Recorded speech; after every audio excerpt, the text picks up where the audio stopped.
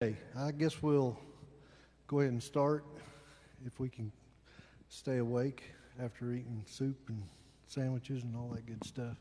Thanks to everybody, Carol and Jerry, and I know Kim made soup and Clay made cornbread and others brought cookies. I think Stephanie brought some cookies. Anybody, all that helped with that. We appreciate that. Well, we'll go ahead and get started. We'll start with a prayer. Let's pray. God, we thank you for our church, and these are just important decisions that have to be made. And we ask that today, as we spend some time together considering what our church should be, that you would give us illumination, just light our way forward, Lord, and let us, above all, remember that this is your church, and that we have a deep love for one another. We practice our love. We share our love with you, with others through this church, and we want to continue to do that in the best way that we can. So be with us as we discuss. Let the love of Christ shine through in all that we do today and always at Northside. And we thank you for being with us. Cover this and fill it with the Holy, with this discussion and all of the discussions like these in the future, with the love of Jesus. We pray in His name. Amen. Okay, so this is our third discernment meeting, and for this one, I've kind of figured this will be mostly kind of an open-ended discussion. So it may not end up being a long discussion, but we want people to ask questions. We want people to give your thoughts, okay? You know, where you think your heart is right now. What are some of the things that you think we should think about? One thing I know that we want to talk about, Charles and I had some, and Bob had some discussions the other day, and Charles, I think you wanted to talk a little bit about kind of the financial considerations of the whole process, if you were to decide to leave, you know, what financial considerations should we consider, and a lot of it's financial things that we should be aware of just as the church even today. Before we get into that, this is so Randy has we've printed out, there's a check, this is called a checklist for closure and separation. We just wanted people to see that, I think, Randy, that was kind of your intent, that we just let people have it to see that there's quite a bit that, has to be done if you do vote to separate, right?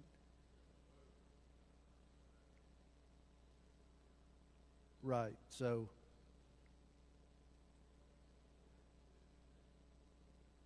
yeah, on getting this done. We got caught a little bit flat-footed that there's a bunch of stuff on here that even if you want to get into discernment, you're supposed to turn it in by December 1st.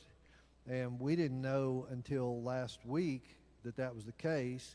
So we found out that the conference had extended the deadline to the 11th. So thanks to the efforts of Randy and Clay and Kevin and Lorraine and maybe some others, that was all that information was put together, and it has to go on a jump drive and hand carry or delivered to the conference in Columbia, and Randy had a courier actually carry it down there last Monday. So we believe they have all that, but you'll see on this list, and I didn't staple these. There's 5 pages that are front and back. Just get you a set, however, and then pass it on down. But it was a long list of things that had to be done, and fortunately, most of those we had access to, so that we could make copies, and things like deeds to the property the church owns, insurance information, some legal affidavits, witnessing or swearing, testifying to certain things in the church, But you can, this is good information to see. This is from the conference that outlines, if you want, if you're going through the discernment process, even things that have to be done. So, yeah. Oh, okay. And here's some more copies. I'll give these. You want that? You might have seen that, Carol. You want a copy? You got a copy, or you want one of these? Got it? You want that? Everybody here, here's another one if you want it. I don't intend necessarily that we go through that list today, but I think Randy wanted everybody to have it that wanted it. And if somebody else needs it, we'll give it to them, Randy. Anybody that asks for it, it's, the conference sent us that information. So, yeah. So,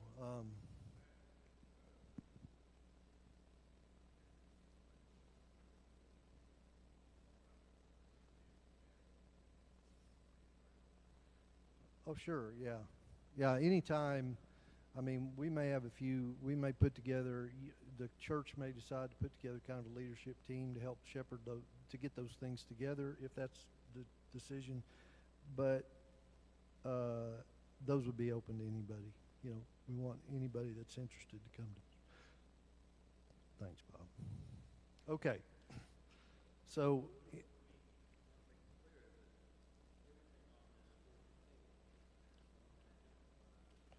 everything it says is due by December 1st has been sent. That part's done. Right. Everything on there that says by December 1st, that piece is done.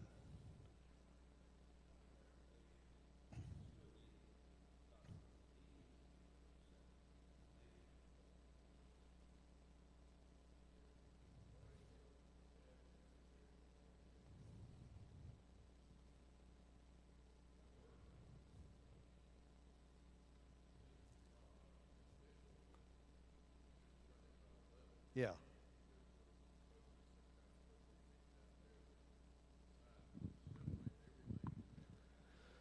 Yeah.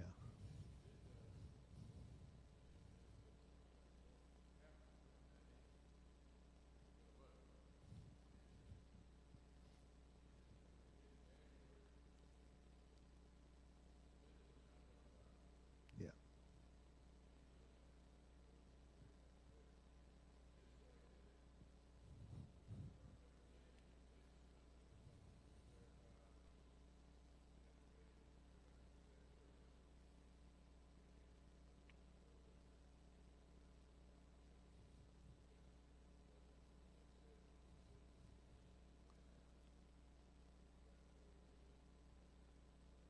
Yeah.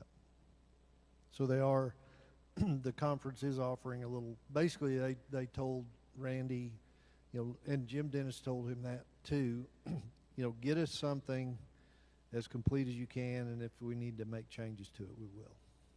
That we'll let you know, and then you can make changes. So we think that's the case. Okay.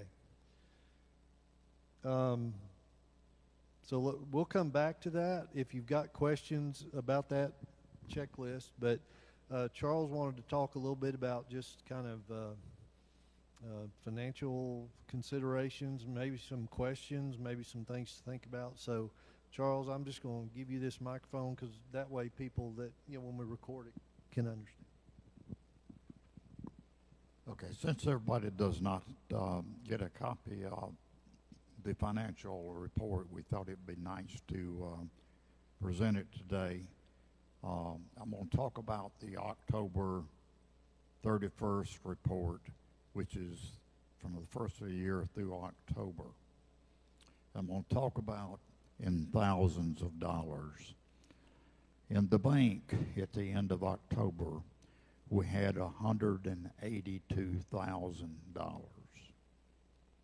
89,000 was in operations.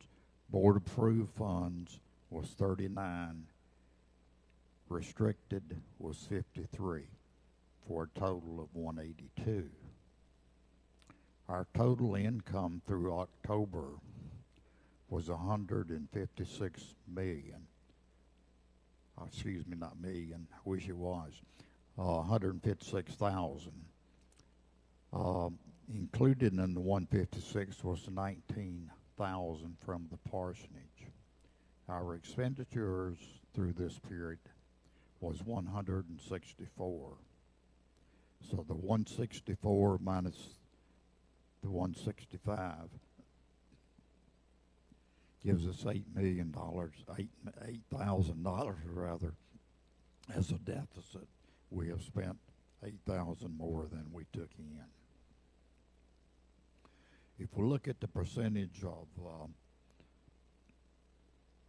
where we spent our money this year, in maintenance and operation, we have spent 24% of our monies that we've taken in through October the 31st.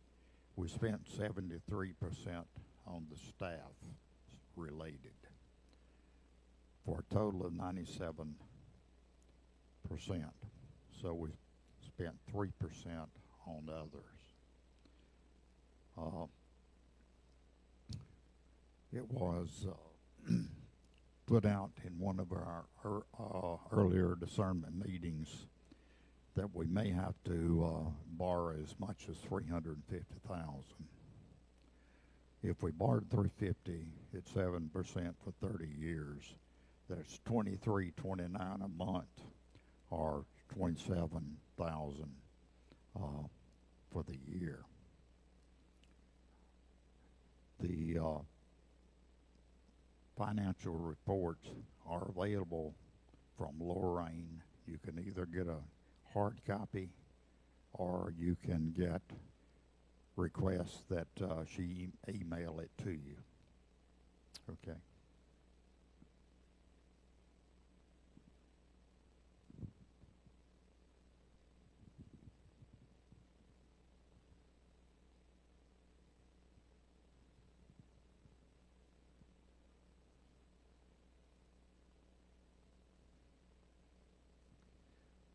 So, I mean, I think in the discussion that we had, Charles, wanted to be sure, and Charles will be our finance chair for 2024. Bob has been finance chair for a while. He's stepping aside to let somebody else do that enjoyable work.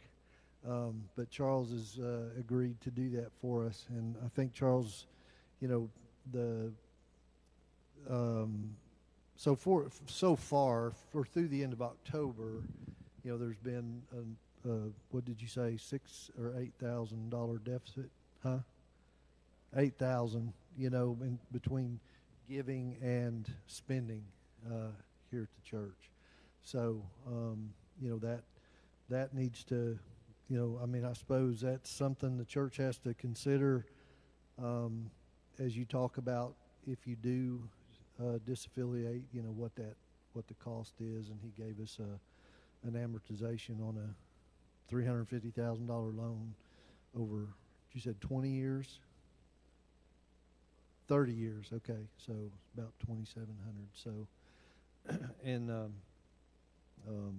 how you fund all that. Now, I have a chart. I don't know that one that's got salaries. It's going to be hard to see, but any way you could blow it up just a little bit more. This chart, and like I said, I know it's hard to see, but the thing that this chart shows us is that, as Charles said, 70-some-odd% of what we do is salaries, and those are the like the blue, the orange, and the other staff. There's kind of a couple yellow and orange signs. Yeah, I'll just scroll that up. But out of the church's spending, predominantly it's maintenance and operations, and then it's salaries, things that you don't have a lot of control over. One of the things that I did want to point out is you spend, hold on just a minute, I got to remember the number. You spend somewhere above $2,000 a month for my salary for things that aren't really compensation for me.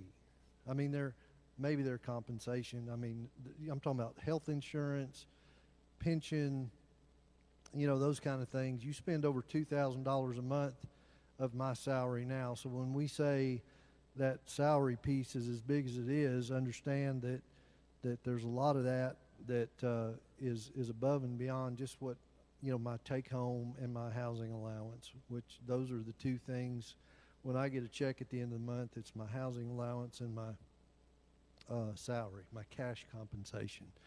So if in $2,000 a month, that's $24,000 a year that you pay because the conference requires it. Now, the point, and Charles made this in our discussion the other day, that the church needs to bear in mind is, so for me, I don't need those things. You don't have to pay those for me because I get my insurance on Jana's retirement insurance, and I don't need a pension.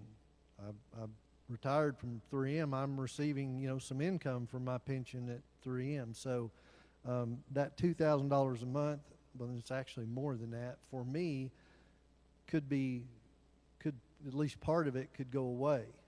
However, I'm not going to be here forever because I won't live forever, or you'll get mad at me, you'll run me off. It happens. Or I'll get mad at you and I'll run off. That happens. I hope not. But you get my point anyway. Someday you're going to need to hire another pastor. So you do need to consider how you're going to fund that for another pastor as well. Just because you might not need it for me doesn't mean that you won't have to provide it or shouldn't consider providing it for your next pastor, whoever that is, right? So, but what's the right amount? Just because the conference, that's something I don't really have a good answer for, and I don't know that any of us do either. I may talk to some pastor friends of mine that are not in the Methodist church at a let's call it a community church, a younger guy that's got a family, and talk to him about his compensation, and how do they fund that, and what does that look like for him, so that I could give you an idea of that. But so there's that. And the other piece that if you do disaffiliate, that gives you some wiggle room normally is apportionments. We do pay close to $20,000 a year in apportionments is what we're supposed to pay. We have not been paying that. If we had been paying that, we could all sit here and say, oh, we've been paying $20,000 apportionments and we're not going to be paying that, so we could use that. That's what a lot of churches have done to fund to borrow money, is they've said, well, we won't have apportionment, so we'll make the mortgage payment with the apportionment money. We can't really do that. We pay some apportionments. I don't remember, Bob, so far this year we've paid about $4,000 out of the about $20,000 that the conference wants us to pay. So that would not be a big benefit. And if you did disaffiliate and go to the Global Methodist Church, they do have something, I don't even know if they call it apportionments, but something like that, but it's a much lower level of funding. So I've heard less than 5% of what you might pay to the United Methodist Church for apportionments. Now I've just heard that. That's not. I have no idea. That's not a fact-based thing. So those are all considerations that have to be undertaken, and an awareness about if you're going to have $300,000 to $350,000 maybe, and that's a rough estimate. It could be a little bit less, could be a little bit more, but we put the center at about $300,000. If you remember, Carol, when we did that analysis, kind of the center point that we came up with was about $300,000. So add 15-20% one side or the other might be what it ends up actually costing to separate. So it's information that has to be considered, and to Charles's point, if you're running a deficit, so now, if is that other chart, and you really can't read this one, can you just put that other chart up there? That's those little lines. Don't try to read what this is, but what I did was this does show us the months for the last 3 years. I counted up that we had in 2021 there were 3 months. In 2022, there were 4 months, and so far in 2023, there have been 7 months that we actually had less income than spending. So this year's been the worst of the last 3, and is a little, you know, you did 3 in 21, 22, 3 months that spending was greater than income. We had a discussion, you know, with the situation in the church in terms of we lost some family, you know, some members of the church that may have been giving. Maybe that's a part of the part of the reason the spending's what it is. We certainly are spending more on staff because we've added Jeff. There's been some raises, those kind of things. It's not due to you, Jeff. Don't take that wrong. It's not due to you because we had that position before, but we added, you know, back in 2022 is when we added that position.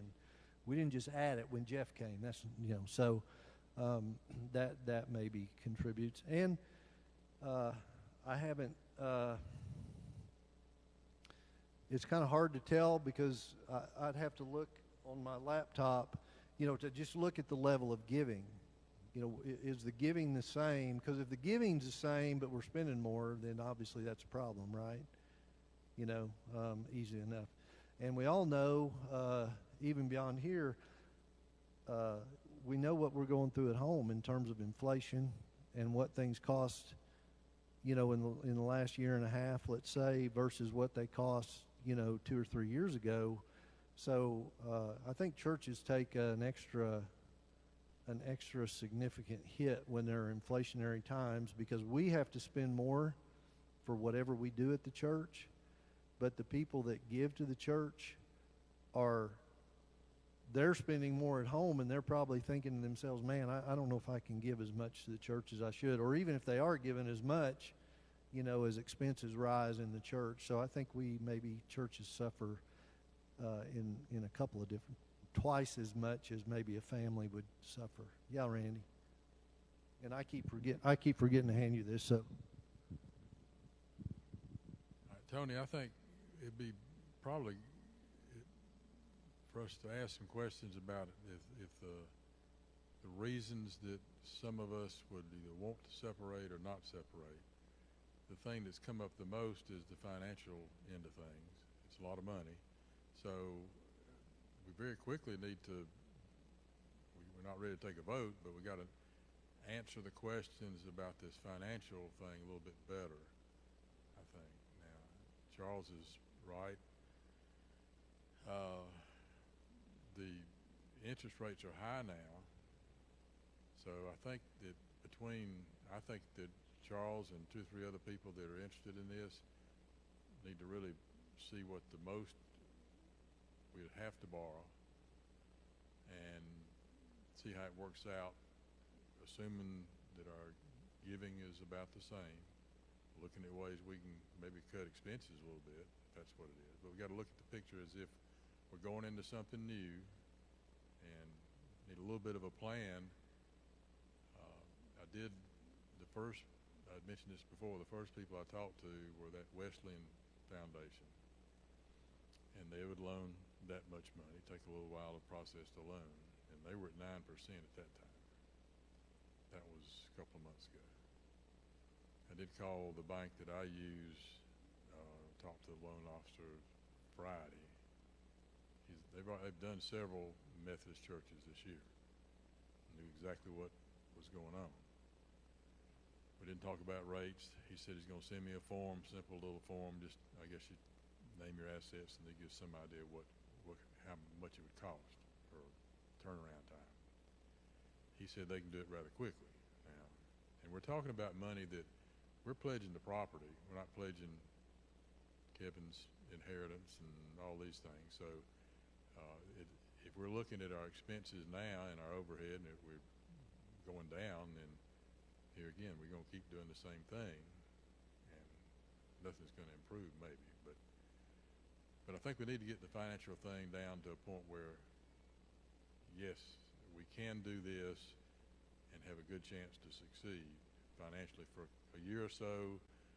with no change, with working on a plan to grow the church. But there's a lot of work that's got to be done, um, filling out all these forms, and we don't really have anybody together doing it. We very quickly called Kevin, and he laid it all out. I made a couple of phone calls, and Lorraine and came down to the office and pulled some paper, pulled the deeds, the insurance stuff together. You got some of that done, so but I'd like to know what other things people are questioning that we can probably get an answer to somewhere to say, well, I don't want to do it because, or I think we should, but it sounds like the money's the biggest thing, and that's maybe Charles and Kevin and myself. I'll be glad to help with some ideas to put a spreadsheet together.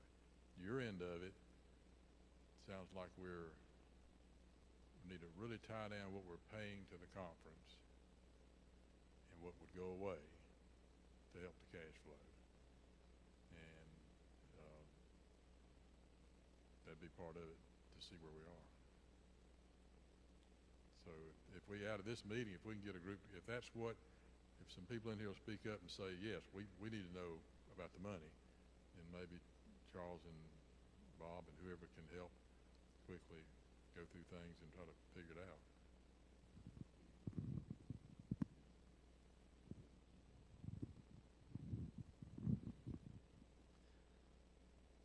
I think, and I think that's certainly the financial piece needs to be a little better understood, kind of pull it all together like Randy's saying. So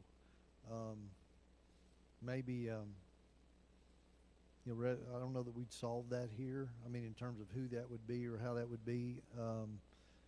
The thing if I get to choose, what I'd say is it would be nice if Bob and Charles, if Kevin could be involved, if you could be involved, and the trustees, I think Clay should be involved in looking at those numbers and saying realistically, if this happens, how would we fund it, and what would that mean for our, just in a not a very minute detail, but at least a little more detail, and probably Carol should be involved in that too, and just say, can we conceive of how we can do that? What are the ways that it could be done? So, if I have a choice, so I'll probably talk to Bob and Charles about that a little bit and see what their thoughts are about how we get that done. Well, we don't yet know when they're going to talk to us. If she's not going to look at all those, well, yeah, I understand, but I'll talk to them this week. We'll get a group together, as I think we can get a group together maybe next week and put that stuff together. So we don't know that. We were hoping the middle of January. We were hoping, but so far, Jim hasn't set. It's the date that Jim sets for the church council. That's when the vote will happen. Yes. We sent a letter asking Jim to schedule that. They have a form letter. We sent that to them. So the thing that they said they were waiting on was that the conference got all that stuff that we sent them last week. So that's done now.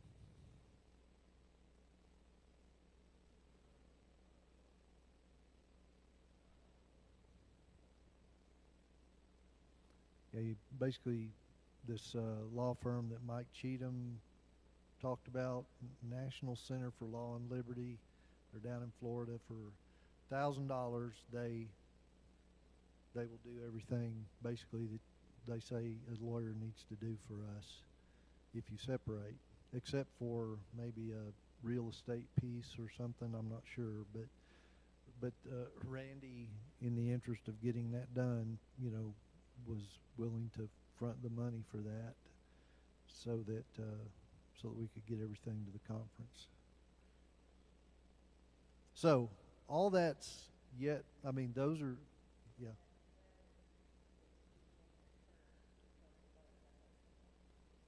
I believe so, but I'll verify that. I'll verify that, and I mean I'll verify it tomorrow. I'll talk to Jim and see. Yeah, I'll I'll just have to look at that a little closer. Um, yes, Methodist. So there is a church now called the Global Methodist Church that was formed to basically be a place for churches that have left to kind of land, you know, to be in a Methodist connection, you know, another denomination's a new denomination that's been formed for about a year, and it, so I saw a number that said as of this last week with disaffiliations that had happened, that about 25% of United Methodist churches have left the United Methodist Church as of this moment in time, and that's like 7,500 churches out of whatever 30,000 in the United States. Okay, and I don't know the answer to that. Not all of them have gone to the Global United Methodist Church, but many have. I can't answer that. And we can, when Mike Cheatham comes back, he can talk more about that. They will help you provide a minister. So the way it's one of the ways it's different is they will help you, but they don't impose that on you. They don't say your pastor's getting replaced. You can say we want another pastor, or the pastor can say I'm leaving, and you can contact them, and they have, you know, pastors that they could send your way, and you would select them. So that's one of the ways. The significant differences, theologically, it's a very traditionalist, you know, model. I mean, in terms of understanding of the Bible, in the Global Methodist Church, apportionments, like I said, are much lower. There's a lot more control at the local church level. They will help with appointments and that sort of thing. They will have a discipline, you know, a new book of discipline just for that church. And then there is no trust clause that says, in other words, you own your property. The Global Methodist Church doesn't own the property the way the United Methodist Church does. You would own everything if you were to join the Global Methodist Church. So, but you don't have to do it. And yeah, and even if you said, well, we're going to separate and be independent, 2 years down the road, you could say, okay, now we've had time to think about it and we've considered it. Let's join the Global Methodist Church.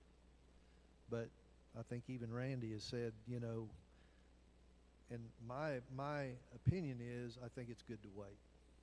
Not because I have anything against the Global Methodist Church, but there's a lot we don't know about the Global Methodist Church yet. Is that a fair thing to say, Randy, that there's still some things we don't know? Yeah.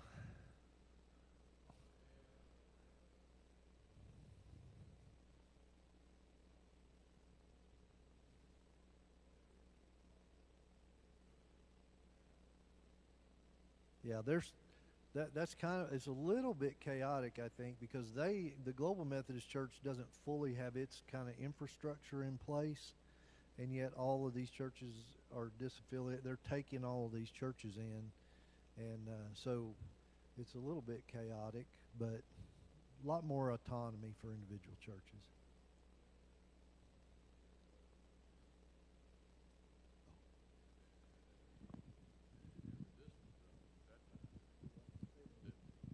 When we met with Jim Dennis, had the meeting over at Aldersgate a year or so ago. At that time, the Global Methodist Church didn't have a discipline fully documented, so you didn't even know what you were joining exactly. But I think it'd be best to, if we decide to leave and it's the right thing for this church, then we have a chance to, because there's going to be other organizations, some Wesleyan groups and other things if you really want to join something else.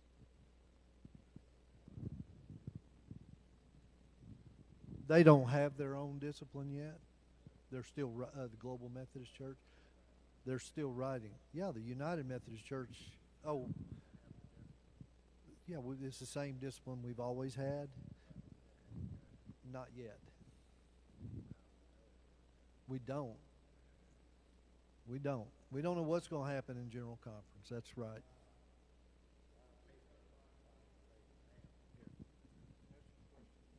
Why are people trying to leave now when they don't know what's going to happen?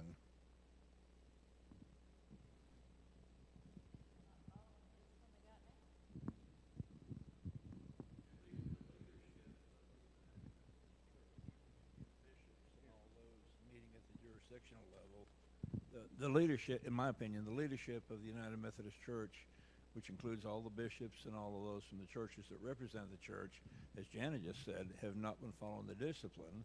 And right now we have, is it 2 or 4 bishops who are LGBTQ? Okay, the Bible says, and I'm not going to quote it, but but the Methodist Church is saying, well, we don't care what the Bible says. We want to do what the world says, and the world says, accept these people. Jesus says, repent and follow me. The LGBTQ is a lifestyle, and there is no repenting in that. Well, there is possible repenting, but most of them don't want to give up that lifestyle. So it's a matter of, yes, we do. If they put the language in there that says this is going through, then we have to accept a pastor who is in that category that Jesus spoke against. Now that we don't care for, Do we have to accept a pastor that you don't care for? Pretty much.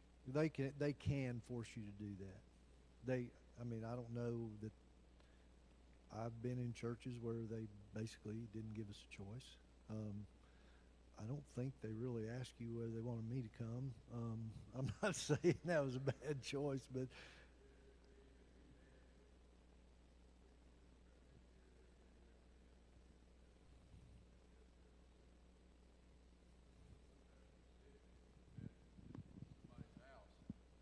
She said, y'all didn't choose me, and you can't, but I'm here and going to stay here. I mean, it was the choice is made by the church.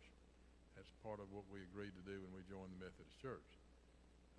Just like we signed that document we signed just the other day and mailed it to the district, that we chose to allow them to. The wording is you have to allow the conference to select the pastor, but we prefer to keep our pastor. So that's the way they work.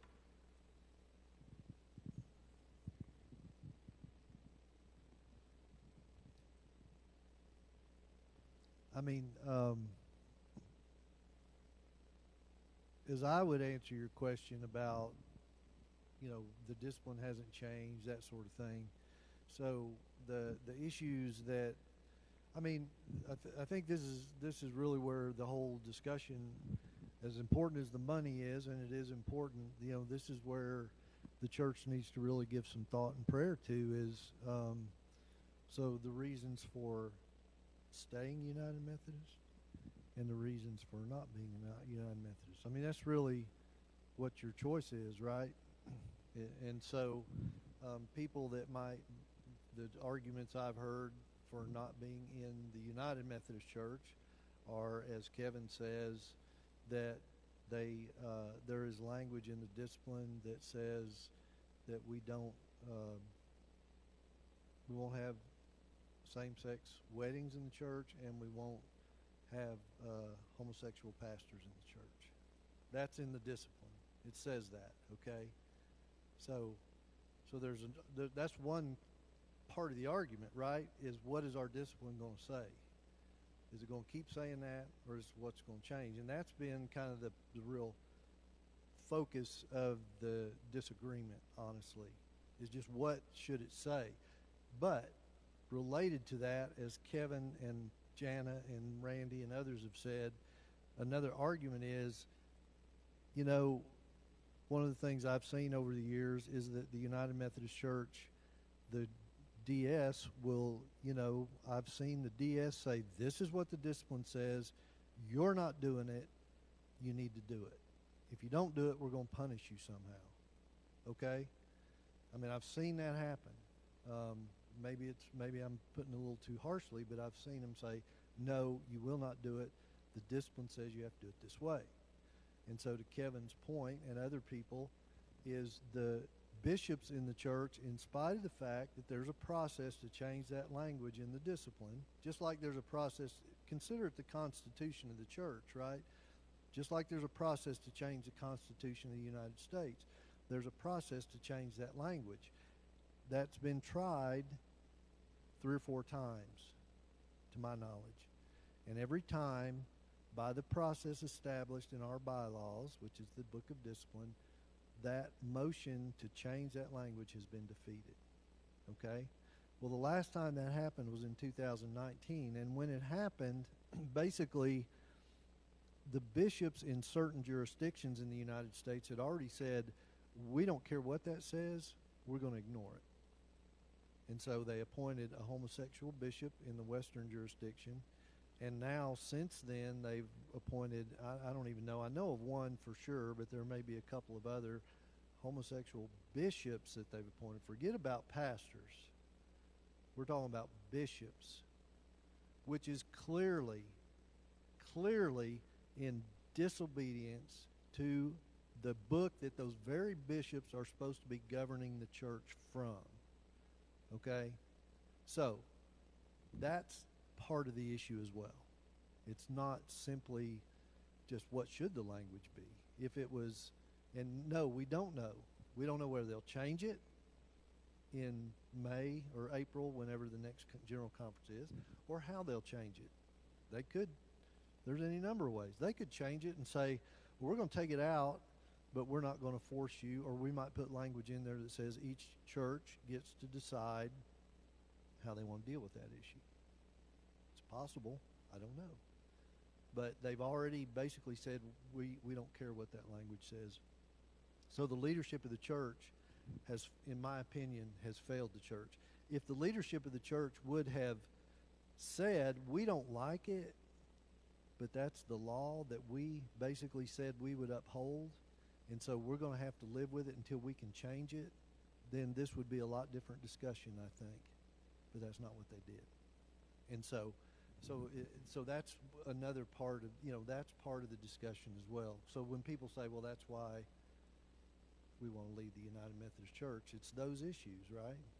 It's, well, we don't think predominantly, we don't think that they're following the biblical standard if they take that language out, and they're not governing the church according to their own documents that they've used to punish people with in the past. So that's reasons that people say they want to leave. And maybe you don't like the fact that you have to send them apportionments, but really those are kind of the major issues. We could maybe list other things, right, that we don't have the autonomy. So we say, well, why would you stay? Why do you want to stay? Well, first of all, we could say, well, does it really impact us other than having UMC on our sign out there? Why would we want to stay? I mean, what makes us, what does it mean to be a Methodist church? Now, I tried to talk about that in a sermon series and in a Bible study, right? You guys, you sat through a lot of that, and we talked about what it means to be a United Methodist. It's a way we do things that's different from what Baptists or Catholics, the way they practice their faith, right? So that's another reason to stay if you like that. And you can say, well, even though we know there's all this kind of bureaucracy around the United Methodist Church, does it really impact us? That's an argument for saying, well, really, does it really impact you too much? No, unless they do what Randy says and they, replace a pastor that you don't want to be replaced, right? And that's another reason you stay in the United Methodist Church is if you need a pastor, they guarantee you a pastor. So they guarantee that they'll send us somebody. So, you know, you can decide sometimes the quality of those people, but you could do that. You know, churches make bad hires all the time when they hire a pastor, right? There's nothing that makes the hierarchy of the church better or worse, I don't guess. There is a thing, you know, this connectionalism of the United Methodist Church is valuable. There are a lot of resources that as a Methodist pastor I have access to that I might not have access to otherwise. Some of it I could have access to if we weren't a United Methodist Church, because it's just free information that they provide, you know, about what to preach this Sunday. Different organizations that the church funds. We can give to UMCOR, as an example, and have a mission, you know, an element of mission to our church that we wouldn't have otherwise. Now, could you still give to UMCOR? Well, I don't know. I'd be really surprised if we sent a check to UMCOR from you know, Northside Church. I'd be really surprised if they said, well, we can't take your money. You know, you could probably still do that. But through your apportionments and your giving, you support those things. UMCOR, you support, like there's an African university that's doing wonderful work in Africa that you support by the apportionments we give. There's other work that the Methodist Church does in Christian education, providing chaplains at universities, you know, all of those things, the good work that the United Methodist Church does. And if you're not connected to them, you might not be doing those. It might be more difficult for Northside to say, well, how can we fund, how can we pay for all of that good work that God is doing in the world through the Methodist Church? So that might be another reason that you say, well, you know, or that is another reason to say, well, it's good to be a part of the United Methodist Church, maybe. So those are a few reasons that come to mind for me just immediately. You know, I have connections with other Methodist pastor friends that are valuable to me as well, that kind of enriches, I think, what I do here, because, you know, we talk, we meet, and maybe I get training, or maybe I get a word from them about something that they've done. It's like, so for instance, the healing service that we had a few weeks ago, right? I mean, I thought that was a wonderful service.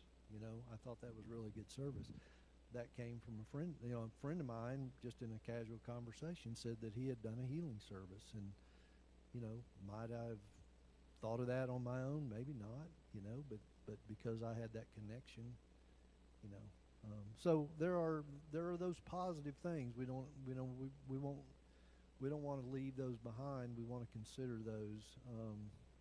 And I did try to put together, and I'm working on some pieces of paper that I could give people that say, here's reasons people say we should leave. Here's reasons people say you should stay United Methodist Church.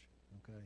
So, and Bob, you know, kind of to Bob's, maybe I don't mean to speak for you, Bob, but, you know, Bob's saying, well, we don't really know what's going to happen in April, which is exactly right. We don't know, but there's a good and a bad side to that, because just as they could say, well, you know, whatever you can do now, you can do after that. They can also say, well, we're not going to let anybody disaffiliate anymore for any amount of money or whatever. You know, we're going to do what we're going to do, and if you want to be a United Methodist Church, fine and dandy. And oh, by the way, we'll be glad to take your building. We'll be glad to take your whatever money you've got in the bank or whatever. If you don't like it, we'll just leave. And, you know, will they do that? I don't know. Is it possible? Yes, it's possible. I've seen things.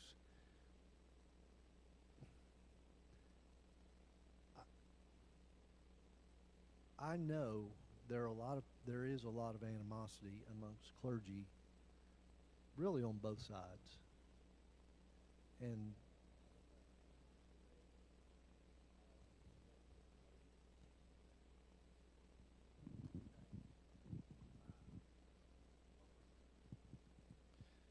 Yeah, I mean, the fact that all these have disaffiliated, maybe they, they might change their vote, right? Yeah. It, it's all possible, yeah. But what was that? I'm sorry, Hidden.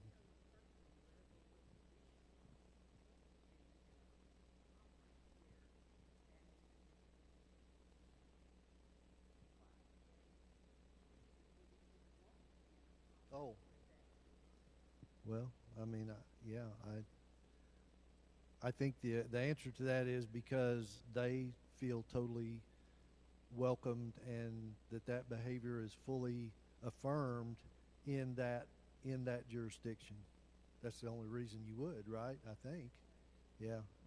Unless you're just one of those people that says, I'm just going to cause trouble, and I'm going to go here and they can deal with me, and there are people like that. I don't know that bishop may not be that bad a person, but I've seen some of the doctrine that she has preached in front of and told people, and it's a female, and which isn't really the issue, obviously, but what she has said about certain things and some of the things that she stood up in front of churches and preached,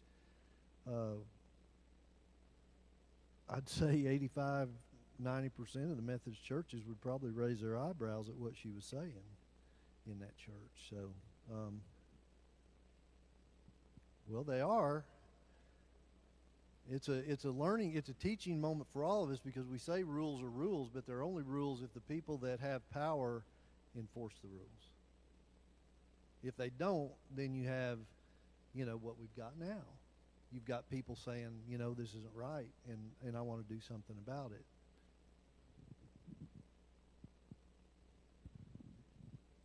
All this has brought up a good point, because if we decide to leave, there is a lot to be thought about our own discipline, what we're going to. Probably most of us here have been Methodist all our life. This Wesleyan theology is something we're familiar with and believe in. So leaving the United Methodist Church to me does not mean we're changing what we believe, or this would have the same association with Jesus Christ and his teachings. And I'm sure there's some, whether we even just go back to the original doctrine of that is the United Methodist Church right now, and pattern our preaching after that. I mean, that's in setting up a new church. That's what we'd have to do. We got to have not just a name. We got to have a lot of the discipline ourselves, right? Okay, so well, yeah, and so the financial reason is what are we going to end up with if we do this? There's a lot of questions, just like Bob was asking. And of course, we've listened to Mike Cheatham explain several times. We don't know what's going to happen tomorrow for anything, but it's going to happen according to him. I mean, it's happening everywhere. It's just a culture thing. It's a political thing. That's why these churches are leaving. They want to set their own path somehow. So, but this law firm, I think, helps us go through the steps to do some of those things. But it may take a while to get all that done.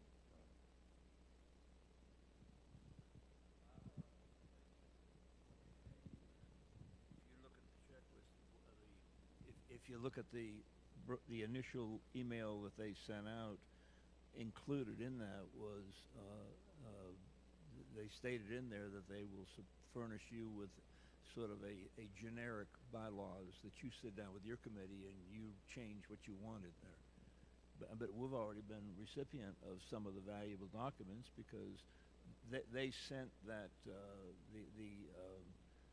document that we had to get notarized. That was their blank template that they sent to us, and we just changed the dates and times and put Northside in there and added Clay's name and got it notarized, and it's gone off. So I mean, we've already received some of the benefits of that. But as far as a discipline or bylaws, they've got a blank template already done for that. Sounds to me like this company that you've got lined up with has done a lot of this before.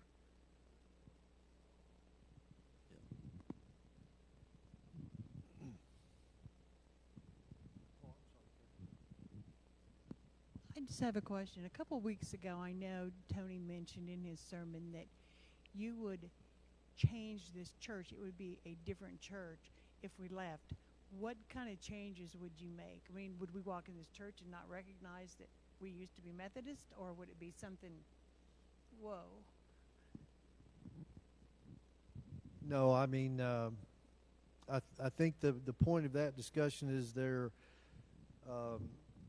For my own heart, the Wesleyan theology that Randy was kind of mentioning, we would, in my, if I'm your pastor, we will continue in a Wesleyan tradition, okay, such as we have. The things that I think we would begin to see that we would try to be different we've already had, and it's not to say that those things can't happen otherwise, okay? Don't misunderstand me, but we're having some discussions. Clay has brought this up about the potential of having, say, an evening service that's more contemporary, less kind of liturgical. The service that we have is very, there's a liturgy, right? That's kind of repeatable mostly.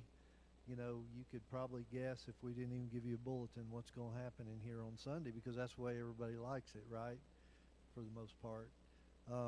But the service might be more music and preaching, and then maybe a prayer and you go home. But that wouldn't be. I don't think that's something that we're just automatically going to just turn everything upside down and do. We might add that as another service time and see what that outreach, having that expression of worship, what that does in the community.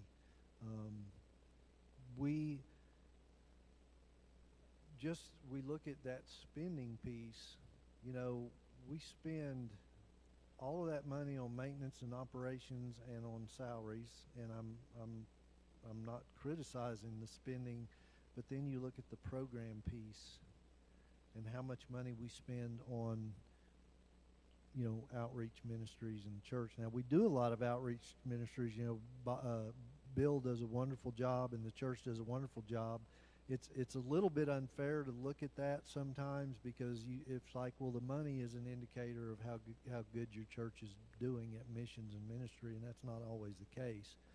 But we spend very little of the offering that we take in on programs. So when I say do things differently, we look to see how can we be more efficient in terms of the outreach piece, that the spending is more targeted to do things that will draw people to the church.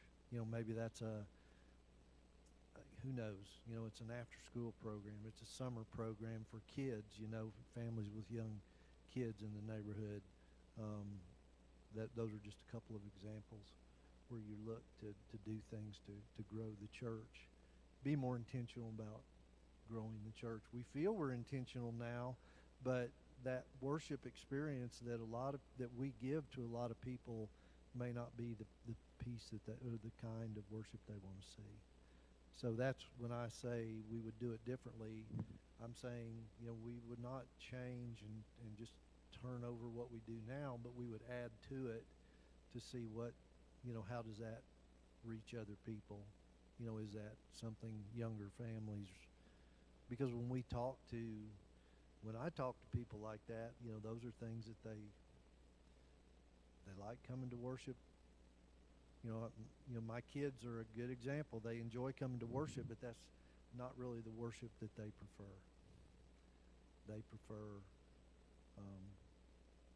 more music, some of it a little more modern music. They prefer more of the just kind of a message and music and a prayer, whether we like it or not, that's what they like. And if you want it, then they're typical of a lot of younger families. If a younger couple came in here with a couple of kids on a Sunday. We're not equipped for that. You know, part of the spending might be, well, we got to fund a nursery. You know, if we hope to have younger families here, they come in and they need a nursery. We don't have one. You know, we don't have anybody that's willing to do that. How many, you know, how are they going to stay if they come? Maybe not. Maybe they will, but beyond that, we got to figure out, first of all, how to get them through the door. What is it? And that's part of, you know, the social media thing that we're trying to up our social media game, because they're all about TikTok and Instagram, not even Facebook anymore. You know, I mean, Facebook is valuable, but for them it's TikTok and Instagram. So we're trying to figure. What's that? Right. So, you know, that's something that me and Jeff will be working on in the months to come to try to improve that. So those are some of the changes. We're doing some of the things that you know, we the next focus committee, there's a plan. You know, we have one big thing every quarter. We need some improvements to the facility. How does that happen? I know everybody's, well, we don't have any money. How are we going to do it? Well, we got to start figuring some of that out. And maybe there's some things we can do without spending a lot of money, that because people that come into our building, younger families that come into the building, I don't think, you know, they're just things that need to make it more welcoming to them. So, and even just the access issues we have, you know, I don't know how you address them, but we got to try. So that's a work in progress for me, that we would sit. That's not something that I would just change on my own if I'm the one, you know, making those changes. We'd decide that as a church and go forward. So I don't know if I've answered your question. Those are just some of the thoughts that have run through my mind. I've spent several hours researching with other pastors, you know, of churches that are drawing people in. How are they doing it? You know, and I've prayed about it, and so I hope we are putting some of those things in place. The problem is, if you don't do it kind of as a separate thing, you either put all your eggs in one basket, and you might upset the people that come on Sunday because they like the traditional worship service, okay, which is well and good. That's a wonderful way of worship. That's how I grew up. But, you know, you got to figure out a plan, and we're trying to put that together. The Sunday morning service, a lot of times, is not what brings people to church to begin with. That's not how we started at Augusta Road. We started because somebody invited him to play softball. And then we got to know all the people. You know, we'd play the softball game, and then we'd all socialize afterwards, and then we started going to that church. That's not how a lot of people start going to Sunday service. They go because of the other things. And like for our kids, they take their kids to another church during the week so that their kids have other kids in a church setting to play with. So you need some of those other things to get them to Sunday service, because it's a beautiful service, beautiful church, but we got to get them here.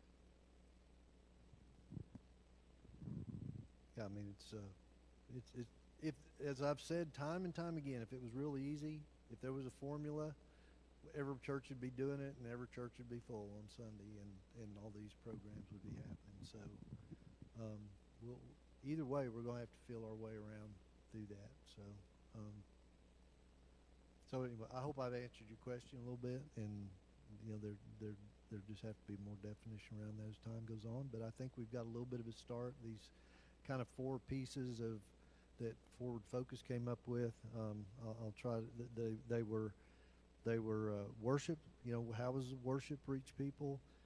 Having a big thing at least once a quarter, and I'll point to the picnic. The picnic was that we did with the pumpkin patch. That was great. We need more, and we'll have an event like that in the first quarter because we'll have the Easter egg hunt, and it will be a big event, and we'll have a lot of people from the community. So we need one of those every quarter. We need to improve our facility a little bit, and then worship. And the last piece escapes me at the moment. There were four points, and those are the 4 points that we start with. But it's like Jana says, you got to figure out a way to have something that those younger people, especially the ones with kids, want to participate in. One of the things we'll probably do this summer is I'll call it a summer story time.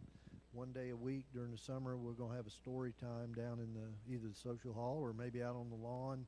And, mom and dad can bring their kids, and they'll get a treat, they'll get maybe a craft, and then somebody's going to read them a story. And we might even give them a book. We might give them that book when they leave. That's going to happen this summer. So it's those kind of things that we have to start figuring out. And is it worth spending, it's worth spending some money on that. That's where we should be spending our money, in my opinion, as much as we can, is on those kind of things. So we've been all over the map today talking about a lot of different things, but I think all of them are important things to consider. Are there other questions or just comments? This is the third meeting. How do people feel? Are you getting, is the process even helpful? Are you getting information that's helpful? Are you getting questions answered? Is it bringing up other questions? What do you guys think? Yes, no? Our thought, I think, was we'd have maybe one more of these kind of meetings for certain, unless people say they need more than that after the first of the year. But is there some information you're not getting that you'd like to have? Or are people, does anybody ever even talk about this other than when we come to these meetings? Is there? Okay. All right.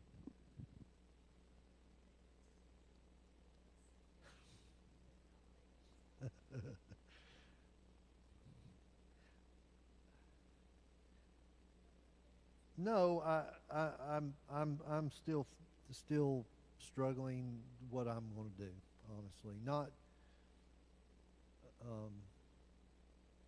a piece of that, and Randy and I have had these discussions, is, if you want me to stay, what does that really look like in terms of my responsibilities, the salary that I'm making, and those kind of things. It's kind of hard for me to decide that.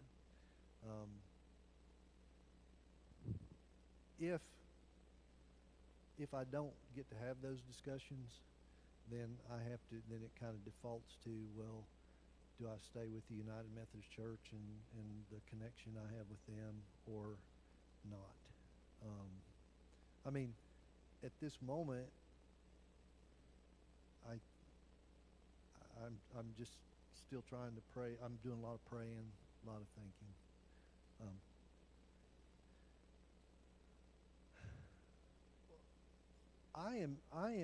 I am certain about how I feel about the Bible and how I feel.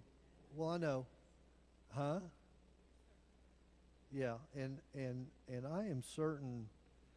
I will just tell you, and I know this is going to get put on YouTube, but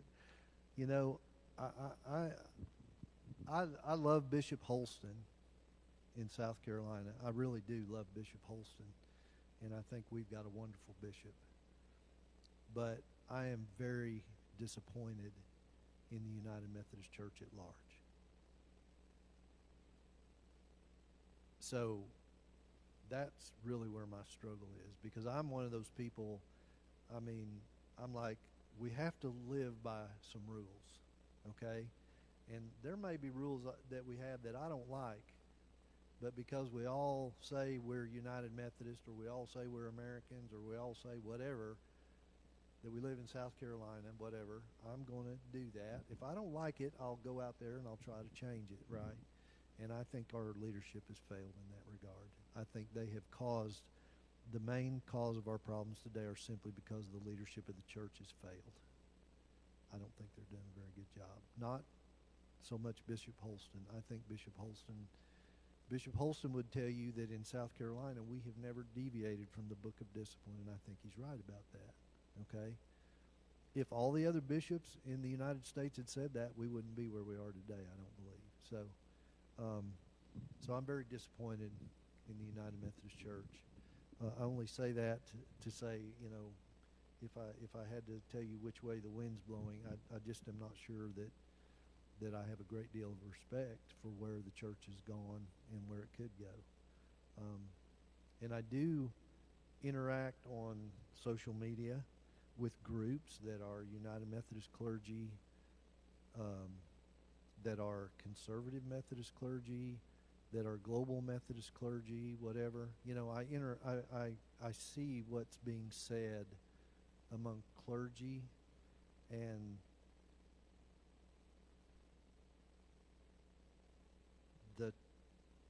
there are a lot of people, a lot of pastors in the United Methodist Church, not a majority even, but there are a lot of those that say some very hateful things about anybody that disagrees with them. Not to say that there aren't more conservative people that say hateful things as well, but it's far less about that to them than it is to some of the clergy, a good percentage of the clergy today. And as a local pastor, the United Methodist Church, as a local pastor, when we go to annual conference, there's a clergy meeting every year. And only clergy are there, but I don't get to vote.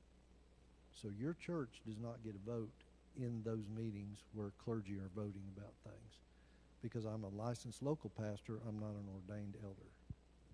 In the Global Methodist Church, it doesn't matter. A pastor is a pastor.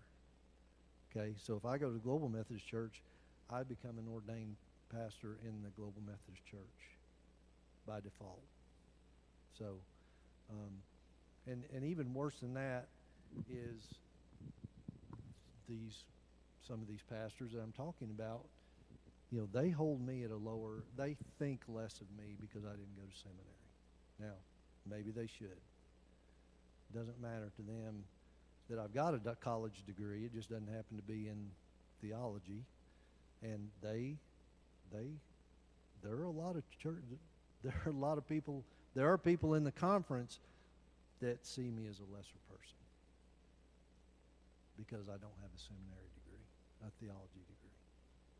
So it's kind of that discussion about, I mean, just to put it bluntly, how bad do they want me? How bad does, and I'm not trying to hold a hammer over anybody's head. How bad does Northside want me to stay? I really don't know. You know, that matters. I may know how much one person wants me to stay, but I don't know how much the church wants me to stay. I'm not saying that to criticize, and I'm not saying that keeps me up at night. I'm just saying for me to make my decision, I have to figure that out, right? So, and I love you all, and you guys have been very loving to me, and I'm not saying any of that as a criticism, but going forward, you know, we need to have a discussion about that to understand that we know what our relationship is. Because it'll be a little, if you vote to disaffiliate and I'm your pastor, it becomes a little bit more difficult. I think your decision to get rid of me might not be as easy as it is today. Right? I mean, now you fill out a form and tell Jim, hey, get rid of this guy. We want somebody else. And okay, we'll take care of it, you know. Huh? Yeah. So, but I could still, I can still come in. I could come in here, Monday and say, I've had enough. I mean, I could say that today. I mean, I could do that tomorrow too, but I'm not there. That's not where I am. I love what I do, and I love this church, and I love the possibilities of our church. So that's a very wonderful, hopefully political answer I've given you to how I'm deciding. I thought about, when I became a pastor, I literally asked people to pray. I said, you need to tell me whether I should go into politics or whether I should become a pastor, because they were, both kind of, I have a passion for this country and I have a passion for Christ, and of course my allegiance first and foremost would always be to Christ. But anyway, so that's my political side. Well, thank you, Edna. So I think, I would really like for some of us, as part of that discussion about stuff that needs to be done, just to have some discussions about our relationship going forward if that happens, right? I think that'd be important too. It would be important for the congregation, and it would be important for me. So, I've only been here a couple years, and it just seems to me like, that we're just now really, our relationship is starting to mature as a pastor and congregation, to me anyway. You know more about me now, you know who I genuinely am, I think. And it takes a while, that doesn't happen. And it's the other way too. I begin to know more about you. And so I told Jim when I came here, though, I did tell him this. He said, how long are you prepared to stay at Northside? Because he knew the issues about, how you'd had so many pastor changes. I said, Jim, I'll stay there as long as I need to, as long as God wants me to, and as I'm physically able to be their pastor, unless you move me or unless they run me off. So I'm not at this point ready to change that, that way that I feel. So any other comments or things you'd like to say today? Or anything, and I encourage you, if you want to come talk to me anytime about this, instead of having to talk in a big crowd about things that may be weighing on your mind, because I can understand it might be uncomfortable, right? Some of the things you might have to say. I encourage you to do that. Or to send me an email if you got questions or comments. I know Becky, I've asked Becky, to be sure, because she hasn't been able to be here, to send me a list if she's got questions, so that we can answer them. But so I guess the thing I'm taking away from today is we'd like to get a group together to kind of figure out with a little more thought, the costs and whether it could, how could it be paid for, and maybe what would our budgetary situation look like going forward if we did that, and maybe that group or another group, we might get together and talk about just, what would it mean for me to stay, both from the church's perspective and my perspective.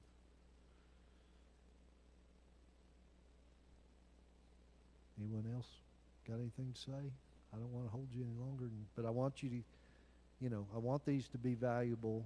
I want you to be able to say what you want to say. So, anyone?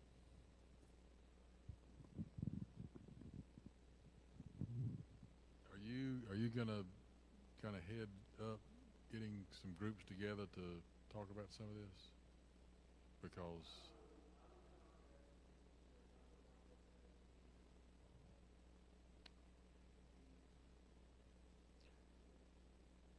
okay, including the piece with you, including your situation. Okay.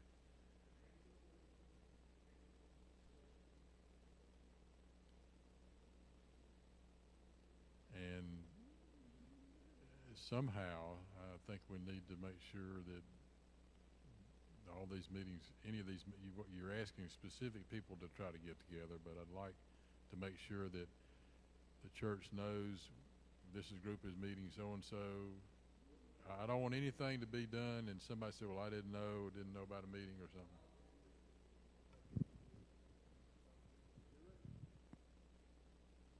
Once I get an agreement from a group of people to do that, then we'll send an email and notify people to say, we're going to have a meeting to discuss this. If you want to come and be a part of that, we're glad for you to participate so that everybody will know.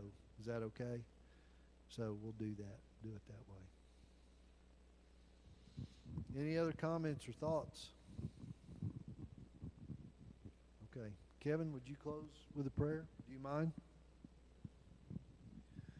Father God, we thank you for this glorious day as we enter the last week of Advent, dear Lord. We just are constantly reminded that love was sent down to Bethlehem and over 2,000 years ago, dear Lord, and we are just we respect that. We love it. We thank you for that. We thank you for the blessings of the cantata today and for the wonderful meal and the socialism and for the opportunity to discuss our future here as Methodist or United Methodist, dear Lord, and for the openness in the canon we've had. We just thank you for the confidence in Jesus that he'll be there to help walk us through this always, and we ask this in Christ's name. Amen.